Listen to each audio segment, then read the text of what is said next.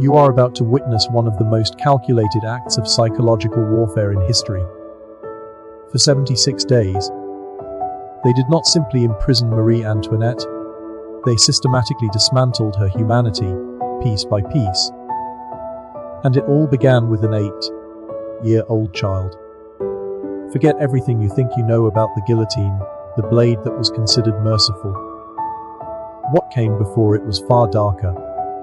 They discovered her only true vulnerability and exploited it with a cruelty that still haunts historical records today. This is the story of prisoner 280, and I am going to show you exactly what they did to her. It is July 3rd, 1793, in the middle of the night, inside the Temple prison in Paris.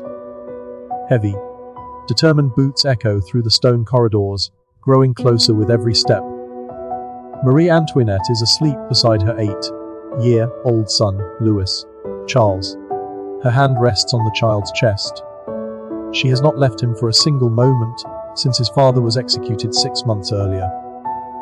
The door bursts open. 6 guards enter, holding a document, a decree.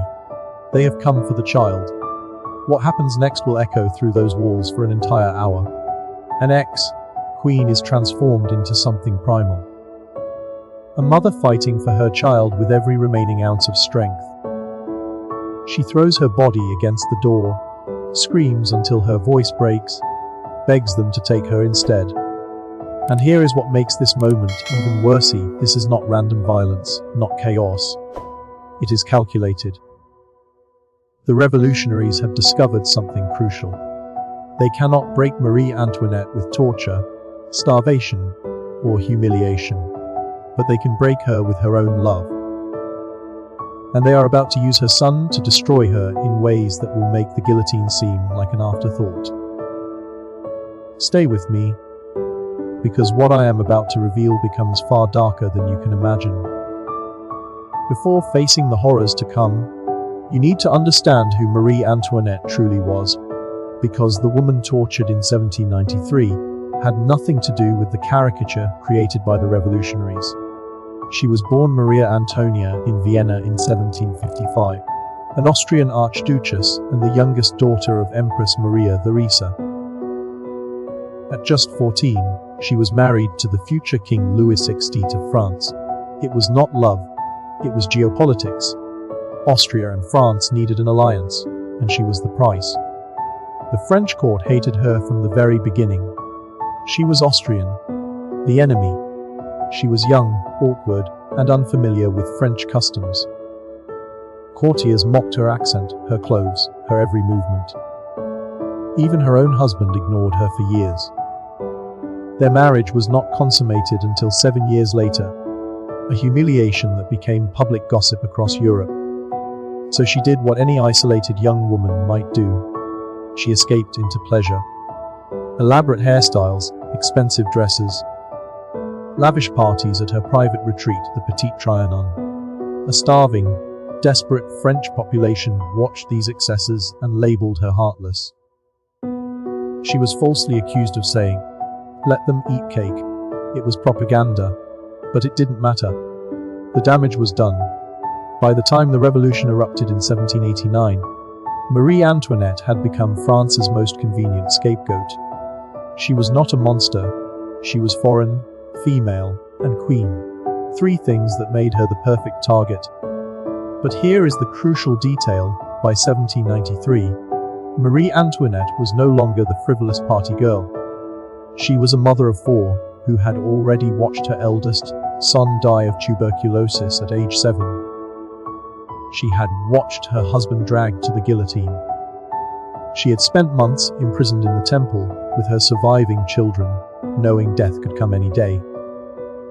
She had lost everything: her crown, her freedom, her husband, her country. The revolutionaries were about to teach her she could still lose more. The temple, prison, was designed to break people long before they reached the guillotine. A medieval fortress in Paris, dark, damp, oppressive.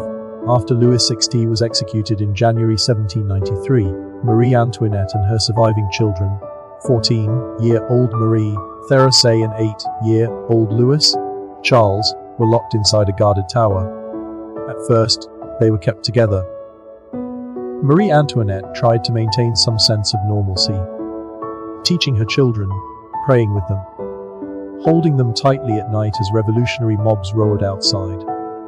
But the guards were always watching, taking notes, reporting to the Committee of Public Safety. And they noticed something: Marie Antoinette could endure anything, except threats to her children. So they began psychological torture. They restricted her access to the children, forcing her to beg permission to see her own son and daughter. Guards were placed inside her rooms, sitting silently in corners, recording every word, every embrace, every tear. The children were forbidden from speaking German, their mother's native language. Even private family moments were controlled by the state. Marie Antoinette began to collapse.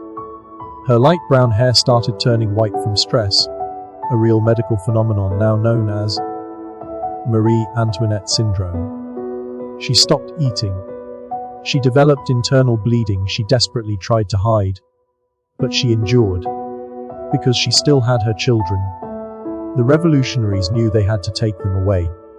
July 3rd, 1793, around 10 p.m., Marie Antoinette had just put Louis, Charles, to bed.